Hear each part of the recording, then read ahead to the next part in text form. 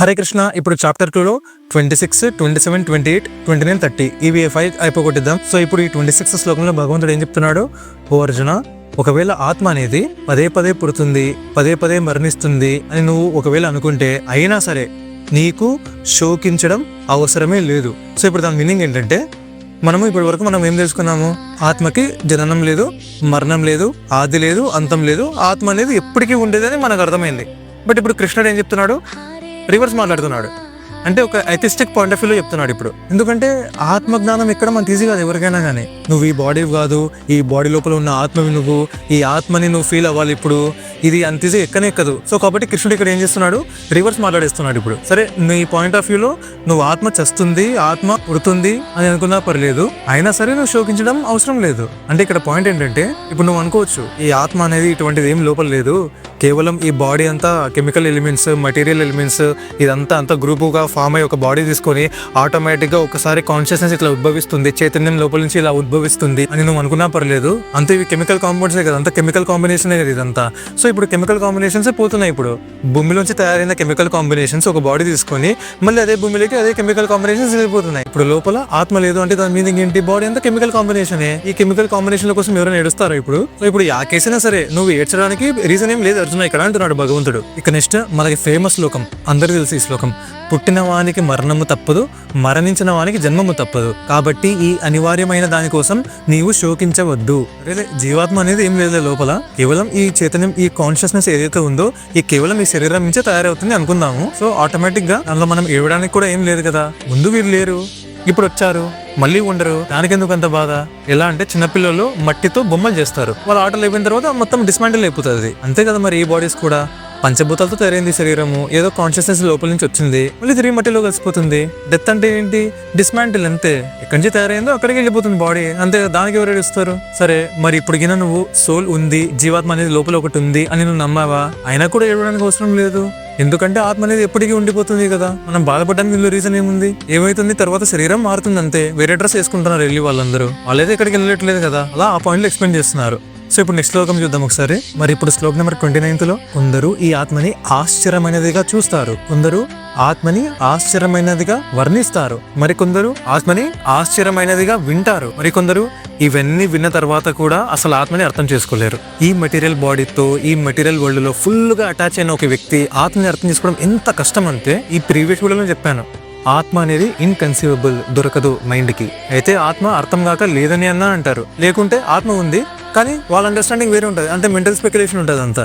Consciousness తయారవుతుంది, ఆత్మ తయారవుతుంది, ఒక రోజు అది చచ్చిపోతుంది బాడీతో పాటు. బాడీతో పాటు కూడా ఆత్మ వెళ్ళిపోతే ఆత్మకి వాల్యూ ఏముంది అక్కడ? ఇంకా చూడండి ఒకసారి, మీరు అబ్జర్వ్ చేయండి. కళ్ళు లేనివాడు బ్రతుకుతున్నాడు, చేతులు కాళ్ళు లేనివాడు బ్రతుకుతున్నాడు, పక్షవాతం వచ్చినట్టు బ్రతుకుతున్నాడు. అంతెందుకు, ఇప్పుడు మనమే తీసుకుందాము. సడన్ గా ఏమైపోయింది, హ్యాండ్ కి ఫింగర్ కి కట్ అయిపోయి అక్కడ పడింది, నాకేమైనా అయిందా? నేను అనే వాటిని ఏమైనా తగ్గాను? నేను ఆ కాన్షియస్నెస్ ఏదైతే ఉందో అది ఏమైనా తగ్గిందా? నాకు తగ్గలేదు కదా. ఈ బాడీ అనేది ప్రకృతి కాబట్టి తనకైతే అన్నదే ఆపరేట్ అవ్వదు.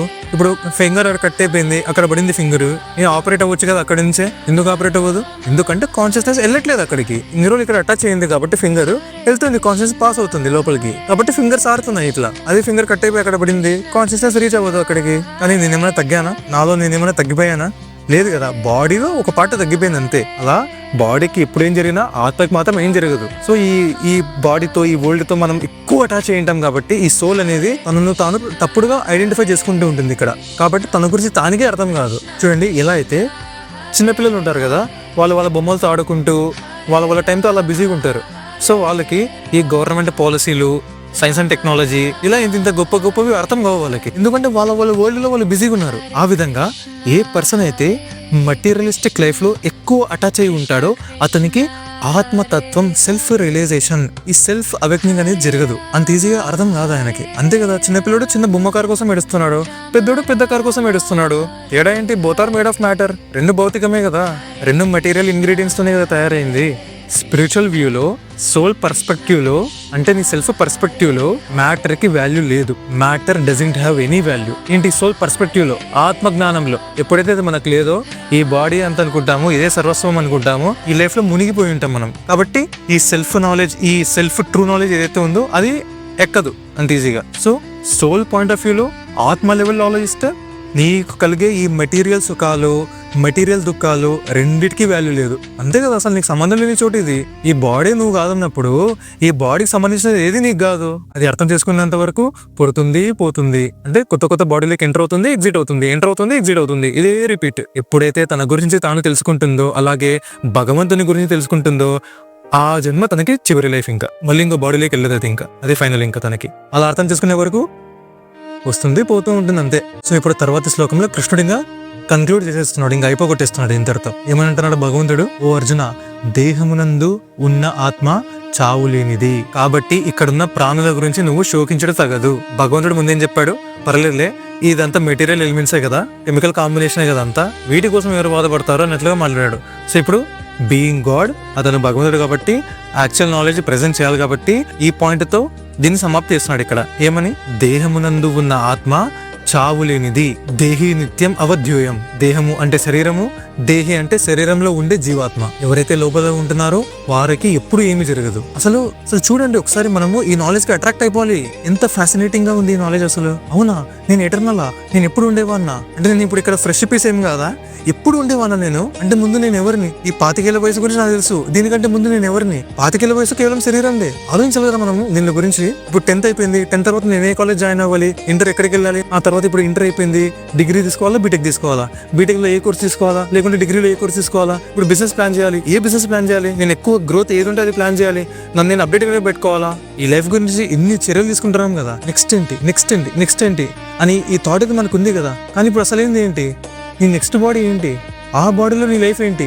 అది కదా ఆలోచించాల్సింది. ఇప్పుడు నేచర్ ఎంత పర్ఫెక్ట్ గా ప్లాన్ చేస్తుంది అందరికి. బాడీస్, ఏ బాడీ ఆ బాడీ, ఏ సోల్ కి ఆ సోల్ పర్ఫెక్ట్ గా ప్లాన్ చేస్తుంది. ఈ సోల్ కి డాగ్ శరీరమే ఇవ్వాలి, ఈ సోల్ కి క్యాట్ శరీరం ఇవ్వాలి, ఈ సోల్ కి అవిటి శరీరం ఇవ్వాలి, ఈ సోల్ కి దోమ శరీరం ఇవ్వాలి, ఈ సోల్ కి చెట్టు శరీరం ఇవ్వాలి, ఈ సోల్ కి తెల్ల శరీరం ఇవ్వాలి, ఈ సోల్ కి నల్ల శరీరం ఇవ్వాలి. ఎంత పర్ఫెక్ట్ గా ప్లాన్ చేస్తుంది ప్రకృతి, ఎంత స్ట్రిక్ట్ గా ప్లాన్ చేస్తుంది. మరి ఇప్పుడు దీని తర్వాత నాకు రాబోయే బాడీ ఏంటి? మరి ఇది మరి ప్రిపరేషన్ తర్వాత నీకు వచ్చే బాడీకి గ్యారంటీ ఇస్తావా నువ్వు మళ్ళీ ఇలానే హ్యూమన్ ఫామ్ లో పుడతావని? లేదు కదా. Understand, please understand, you are eternal. నువ్వు శాశ్వతమైన వాడివి, నువ్వు ఎప్పటికీ ఉండేవాడివి. ఈ 70 ఏళ్ళే నా జీవితం, ఈ 70 ఏళ్ళ కోసమే నేను కష్టపడాలి. చూడండి ఒకసారి ఆలోచించండి. టైం అనేది ఎటర్నల్. టైంకి ఆది అంతం లేదు, టైంలో ఉన్న నీకు కూడా ఆది అంతం లేదు. టైంతో పోలిస్తే ఈ 70 ఏళ్ళు ఎంత ఫ్లాష్ అసలు.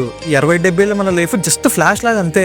ఈ జీవితమే సర్వస్వం అనేలా పనిచేస్తాం మనం ఏదైనా కానీ. కానీ ఎటర్నిటీ పాయింట్ ఆఫ్ వ్యూలో చూసుకుంటే నేను ఎటర్నల్, టైం ఎటర్నల్. సో కాబట్టి మన వర్క్ దేనికి ఉండాలి? ఎటర్నల్ ప్లాట్ఫామ్ లో ఉండాలి ఇప్పటికైనా. అది పక్కన పెట్టేసి ఈ టెంపరీ బాడీ మీదే మన కాన్సన్ట్రేషన్ అంతా ఉంటుంది ఎప్పుడు.